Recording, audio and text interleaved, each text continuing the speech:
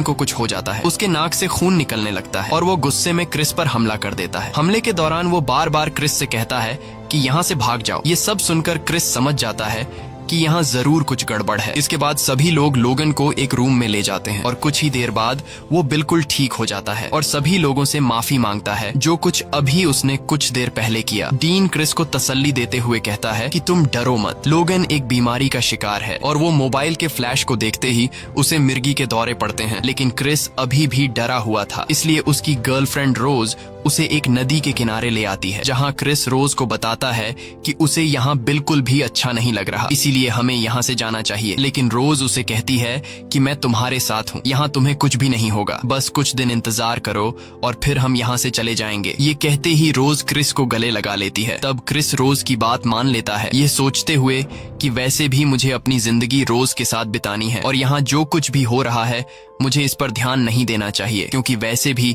यह कुछ ही दिनों की बात है। यहाँ क्रिस रोज को बताता है कि जिस दिन मेरी मॉम का एक्सीडेंट हुआ था वह काफी देर तक घायल हालत में रोड पर पड़ी थी, लेकिन मैंने पुलिस को कॉल नहीं किया। अगर उस वक्त मैं पुलिस को कॉल कर देता तो आज मेरी मॉम जिंदा होती। रोज उसे कहती है कि इसमें तुम्हारी कोई गलती नहीं है, क्योंकि तुम उस समय छोटे थे। वहीं दूसरी तरफ हम देखते हैं कि गोरे लोग एक साइलेंट ऑक्शन कर रहे होते हैं, जिसमें किसी और को नहीं बल्कि क्रिस को बेचा जा रहा था और ये ऑक्शन जिम हडसन जीत लेता है। क्रिस जब घर वापस आता है तो सभी मेहमान जा चुके होते हैं, क्योंकि ऑक्शन में क्रिस सोल्ड हो चुका था। यहाँ क्रिस अपने कमरे में जाकर अपने डिटेक्टिव दोस्त को लोगन की फोटो सेंड करता है। डिटेक्टिव जब उस फोटो को देखता है तो वह हैरान रह जाता है, क्योंकि डिटेक्टिव ने लोगन को पहचान लिया था। इसलिए वह तुरंत क्रिस को कॉल करके बताता है कि यह आदमी लोगन नहीं बल्कि आंड्रे है, जिससे हम दोनों एक पार्टी में मिले थे और आंड्रे पिछले 6 महीनों से कहीं गायब है। दोस्तों, लोगन वही आदमी है जो मूवी की शुरुआत में किडनैप हो गया था। ये सब सुनते ही क्रिस समझ जाता है कि यहाँ उसके लिए जाल बिछाया गया है, इसलिए वह जल्द ही यहाँ से निकलने की तैयारी करता है। लेकिन तभी वहाँ रोज आ जाती है। तब क्रिस रोज से कहता है कि हमें तुरंत यहाँ से निकलना होगा। रोज उसे कहती है कि बताओ तो सही आखिर क्या हुआ है, लेकिन क्रिस कहता है कि अभी बताने का समय नहीं है, इसलिए तुम जल्दी से कार की चाबी ढूंढो। अब रोज कार की चाबी ढूंढने के लिए नीचे जाती है और तभी क्रिस नोटिस करता है कि एक अलमारी का दरवाजा खुला हुआ है। क्रिस जब उस अलमारी के करीब जाता है तो वहाँ उसे एक बॉक्स मिलता है, जिसके अंदर रोज के कई सारे बॉयफ्रेंड्स की तस्वीरें रखी हुई थी, जबकि रोज ने कहा था कि क्रिस उसका पहला ब्लैक बॉयफ्रेंड है। लेकिन क्रिस यहाँ नोटिस करता है कि रोज के सभी बॉयफ्रेंड्स ब्लैक हैं और तभी वह देखता है कि इन तस्वीरों में घर का माली वॉल्टर और नौकरानी जॉर्जिना भी है। ये देखकर क्रिस समझ जाता है कि रोज भी अपने पेरेंट्स के साथ मिली हुई है।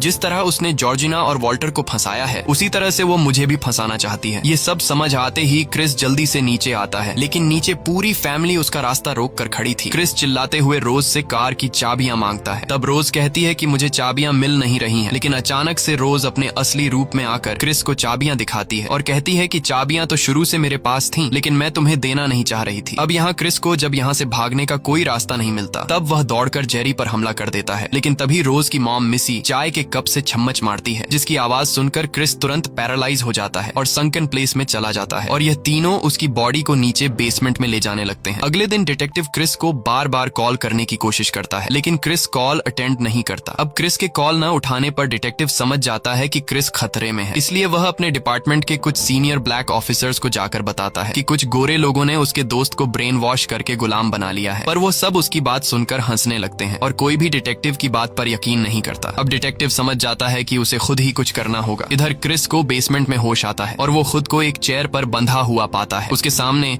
एक ओल्ड टीवी था, जिसमें रोज के दादा की वीडियो टेप चलने लगती है, जो बताता है कि उसके परिवार ने एक ऐसा तरीका निकाल लिया है जिससे इंसान बूढ़ा होने के बाद फिर से जवान हो सकता है, यानी कि वो किसी इंसान के दिमाग को किसी दूसरे इंसान की बॉडी में ट्रांसप्लांट कर सकते हैं। इसके बाद टीवी पर वही कप और चम्मच का साउंड आता है, जिससे क्रिस पैरालाइज होकर संकन प्लेस में चला जाता है। अगले दिन टीवी पर जिम हडसन दिखाई देता है, वह आदमी जिसने क्रिस को ऑक्शन में खरीदा था। हडसन कहता है कि वह यहाँ क्रिस के सारे डाउट्स क्लियर करने आया है ताकि उनका प्रोसीजर अच्छे से हो सके। वह बताता है कि इस प्रोसीजर के 3 स्टेप्स होते हैं। पहला, किसी ब्लैक आदमी को हिप्नोटाइज करके संकन प्लेस में भेज दिया जाता है। दूसरा, जब वो हिप्नोटाइज हो जाता है और उसका अपनी बॉडी पर कोई भी कंट्रोल नहीं होता, तब उसे ब्रेन ट्रांसप्लांट के लिए तैयार कर दिया जाता है। और तीसरा, उसके सिर में किसी गोरे इंसान का दिमाग डाल दिया जाता है, जो कुछ टाइम बाद तुम्हारे साथ होने वाला है। मेरा दिमाग तुम्हारे सिर में ट्रांसफर कर दिया जाएगा और तुम्हारी बॉडी पर मेरा कंट्रोल होगा। अब जाकर हम ऑडियंस को सारी सच्चाई का पता चलता है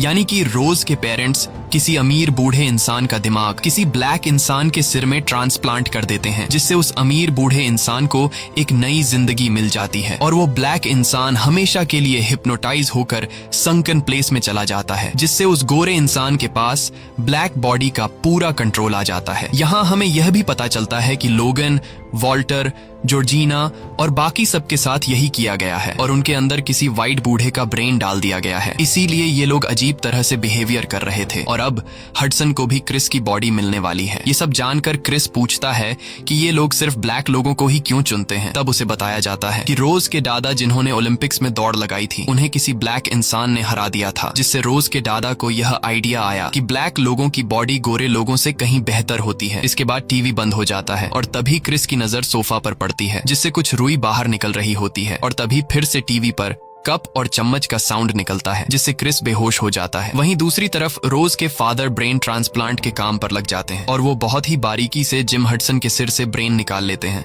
और क्रिस के सिर में ट्रांसप्लांट करने के लिए रेडी कर देते हैं। अब बारी थी क्रिस को ऑपरेशन थिएटर में ले जाकर उसके सिर में हडसन का दिमाग लगाने की, इसलिए रोज का भाई जेरी क्रिस को लेने के लिए आता है और वह क्रिस के हाथ खोलकर जैसे ही दूसरी तरफ मुड़ता है, तभी पीछे से क्रिस किसी भारी चीज से उसके सिर पर वार करके उसे बेहोश कर देता है। यहाँ हमें पता चलता है कि जिस सोफे पर क्रिस बैठा हुआ था, उसकी रुई उसने अपने कान में ठूंस ली थी, जिस वजह से कप और चम्मच वाली आवाज उसे सुनाई ही नहीं दी और क्रिस बेहोश होने का नाटक कर रहा था। वहीं डीन अपने बेटे को ढूंढने के लिए बाहर आता है कि इतने देर से वह क्यों नहीं आया, पर तभी क्रिस एक हिरण का स्टैच्यू उठाकर सीधा डीन के पेट में घोंप देता है, जिससे डीन की वहीं पर मौत हो जाती है। अब क्रिस यहाँ से भागने के लिए जैसे ही मेन डोर पर पहुंचता है तो वहां मिसी खड़ी होती है और मिसी समझ जाती है कि क्रिस हिप्नोटाइज नहीं हुआ है, इसलिए वह टेबल पर रखा चाय की प्याली और चम्मच की तरफ दौड़ती है। लेकिन उससे पहले कि वह इस चम्मच और प्याली को उठा पाती, क्रिस प्याली को धक्का देकर तोड़ देता है। अब चम्मच और प्याली के बिना